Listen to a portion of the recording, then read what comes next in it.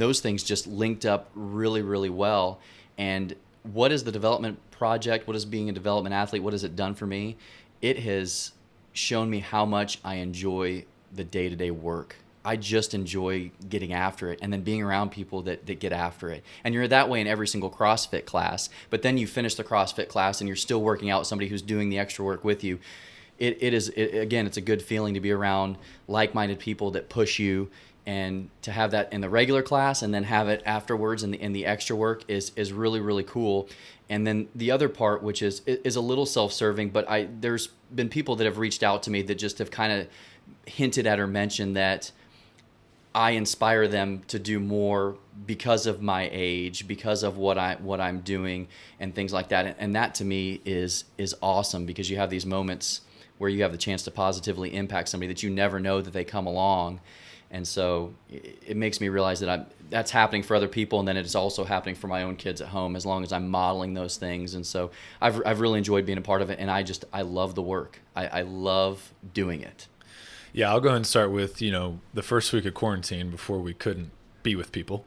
If you remember, you and I met at Franklin Central Track, just the two of us, and we did some running intervals that day. So a lot of good time to talk in between our runs and stuff like that. And I just think that it's fair if I said it to you then, why not say it on the podcast? But I mean, Chase, I told you that you're someone, and again, it is because of an age difference. I mean, but you inspire me. Right. I've seen what you've done, not only in your professional career, but also what you're doing now with the development athlete. It's so amazing. Like I know how much I'm searching out PRs, and they don't come very often. Like, to see you get PRs and you're 6 years ahead of me right now, like, that gives me a lot of hope, and it gives me a desire and a reason to want to come and train and do those things. Because that's the thing. Nobody on our team, I don't mean to speak for them, but no one's making it to the CrossFit Games. It's not the reason we're there. It's not the reason we're doing those things. Now, we all have our different reasons why we want to do it, but I think you spoke to it. I think everyone, at least one common denominator is we just enjoy the extra work. We enjoy the training. And I think that this is actually going to caveat very well into our next piece, which is the title of this entire thing, is there are days where you just don't have it.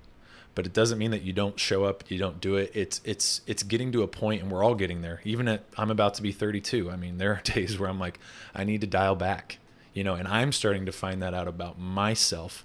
You found it out sooner than I have. So like I said, it's almost like a learning curve. I feel like I'm cheating. I'm watching you do this, and you're almost like setting a blueprint for a lot of us on how we're going to keep our longevity in this sport, in this methodology, and those kinds of things.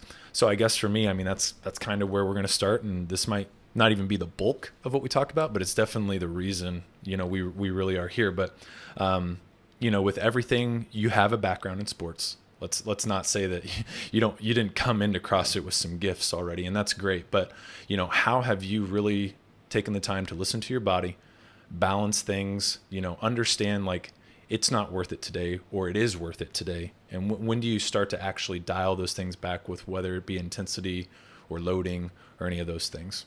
Yeah, it's all a feel. And yeah, the intensity versus loading thing is something that I've been thinking a lot about lately, because I think I've gotten pretty good at understanding of when I can go and when I can't, and having realistic goals in each workout. Do I want to go unbroken with this movement? If so, what weight do I need in order to do that? But then again, the reason I would have always chosen intensity over loading.